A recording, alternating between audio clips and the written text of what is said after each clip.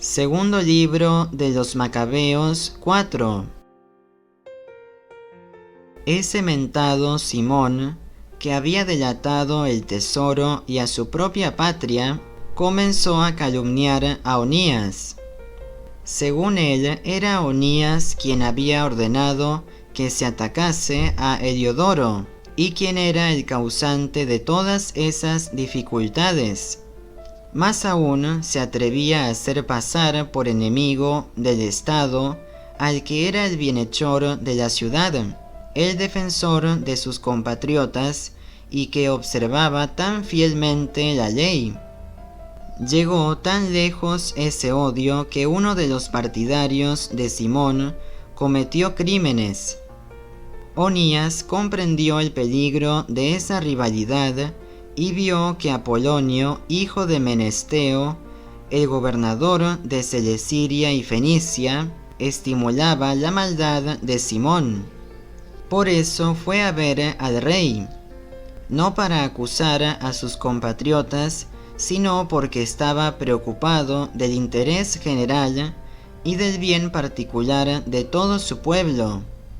Bien veía que sin una intervención del rey, los problemas no se solucionarían y Simón continuaría con sus locuras.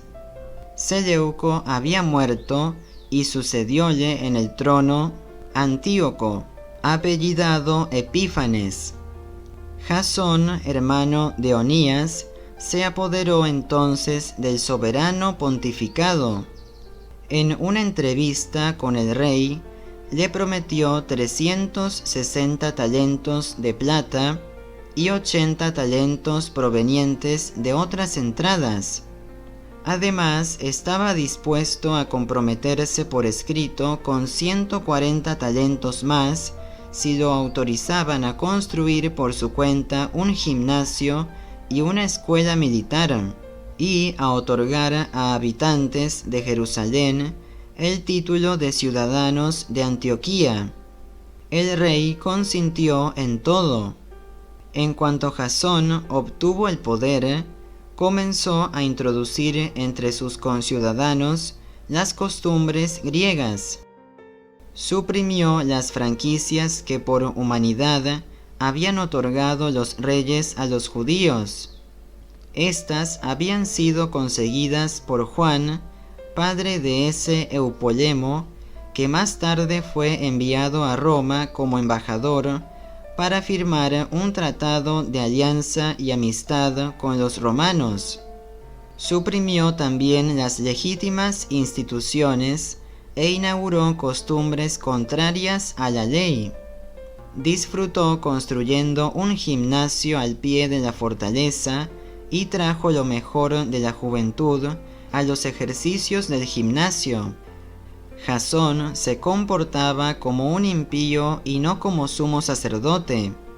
Con su descarada corrupción, hubo una invasión de costumbres extranjeras y vivir a la griega estuvo de moda. Los sacerdotes ya no mostraban interés por el servicio del altar, despreciaban el templo y descuidaban los sacrificios. En cuanto oían el llamado para ir a lanzar el disco, corrían al estadio para tomar parte en competencias prohibidas por la ley. Se burlaban de los valores tradicionales, pues estaban convencidos de la superioridad griega. Con esto ellos mismos se preparaban tiempos difíciles, porque aquellos cuyas maneras de vivir trataban de copiar, y a los que querían asemejarse en todo, iban a convertirse en sus enemigos y en sus verdugos. El siguiente período mostrará que no se violan las leyes divinas sin castigo, como se celebraran en Tiro, en presencia del rey, los juegos que se efectuaban cada 4 años. El despreciable Jasón envió allá, como delegados de Jerusalén, a unos ciudadanos de Antioquía, que llevaban 300 dracmas de plata para el sacrificio en honor de Heracles. Afortunadamente los que llevaban el dinero no quisieron donarlo para el sacrificio, pensando que no era conveniente, y pidieron que se hiciera otro uso de él. Por eso el dinero que había donado Jasón para el sacrificio en honor de Heracles fue destinado a la construcción de barcos de guerra, debido a la solicitud de los que lo habían traído.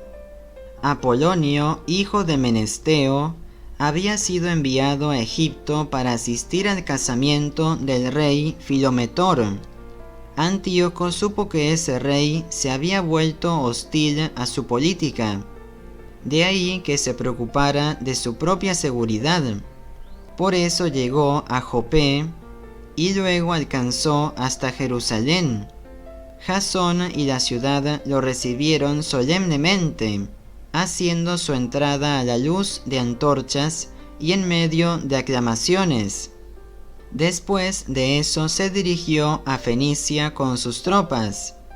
Al cabo de 3 años, Jasón envió a Menelao, hermano de ese Simón del que se habló antes, para llevarle un dinero al rey y arreglar algunos problemas importantes. Menelao se consiguió recomendaciones ante el rey y se presentó como un hombre importante. Le ofreció 300 talentos de plata más de lo que había hecho Jasón y logró que le atribuyeran el soberano pontificado. Después de haber recibido los documentos reales que lo confirmaban en el cargo, regresó. Pero nada tenía para merecer ese título de sumo sacerdote, a no ser la violencia de un tirano cruel y la rabia de una fiera salvaje que poseía. Así pues, Jasón, que se había apoderado del lugar de su hermano, veía ahora cómo otro ocupaba su lugar y lo obligaba a huir a Amantida. Menelao se apoderó del poder, pero no entregó nada del dinero que había prometido al rey. A pesar de los reclamos de Sóstrato, prefecto de la fortaleza, que estaba encargado de recaudar los impuestos. Por eso ambos fueron citados ante el rey. Menelao dejó en su reemplazo como sumo sacerdote a su hermano Lisímaco, y Sóstrato dejó a Crates, jefe de los chipriotas. Fue entonces cuando se sublevaron los habitantes de Tarso y de Malos, porque su ciudad había sido dada como regalo a Antíoquida, concubina del rey. El rey partió inmediatamente para allá con el fin de arreglar ese asunto, dejando como su reemplazante a Andrónico, alto funcionario. Menelao pensó que era el momento propicio para sustraer algunos vasos de oro del santuario y ofrecérselos a Andrónico. Logró vender otros en Tiro y en las ciudades vecinas. Cuando Onías lo supo con certeza, fue a refugiarse en un lugar de asilo, en Dafne, cerca de Antioquía, y desde allí lo denunció. Por eso Menelao habló en privado con Andrónico y lo presionó para que asesinara a Onías. Andrónico fue pues a ver a Onías con malas intenciones. Le hizo un juramento tendiéndole la mano derecha y lo convenció, a pesar de las sospechas de éste, a salir de su asilo. En cuanto salió, le dio muerte sin el menor respeto por la justicia. No solo los judíos, sino también muchos de los no judíos quedaron indignados y encontraron escandaloso el criminal asesinato de ese hombre. Cuando el rey volvió de la región de Cilicia, los judíos de la ciudad y los griegos, que detestaban el mal, fueron a verlo para hablarle del injusto asesinato de Onías. Al acordarse de la sabiduría y de la irreprochable vida de la víctima, Antíoco lloró, pues estaba sinceramente apenado y conmovido hasta lo más profundo de su ser. Luego se apoderó de él la ira. Le quitó su cargo a Andrónico y le ordenó que le rasgaran su ropa. Hizo pasear a ese asesino por toda la ciudad y mandó ejecutarlo en el mismo lugar donde había asesinado a Onías. Así fue como el Señor le dio el castigo que merecía. Durante ese tiempo, Lisímaco, de acuerdo con Menelao, había cometido muchos robos sacrílegos en la ciudad. Como el rumor crecía, el pueblo se rebeló contra Lisímaco después que muchos de los objetos de oro habían ya salido. Para reprimir el levantamiento del pueblo encolerizado, Lisímaco armó a cerca de 3000 hombres y adoptó la vía de la violencia. Había puesto al frente de ellos a un tal Auranos, tan loco como viejo. Al verse atacados por Lisímaco, unos tomaron piedras, otros palos, y unos terceros tomaron en sus manos brasas que allí había, y todos juntos se lanzaron en medio de la trifulca contra la gente de Lisímaco, a tal extremo que muchos de estos quedaron heridos y algunos hasta muertos. Hicieron huir a los demás y lincharon cerca del tesoro al sacrílego ladrón. Por todos esos hechos se inició un proceso contra Menelao. Cuando el rey llegó a Tiro, 3 hombres enviados por los ancianos fueron a exponerle su acusación. Al verse perdido, Menelao prometió una gruesa suma de dinero a Ptolomeo, hijo de Dorimenes, para que intercediera por él ante el rey.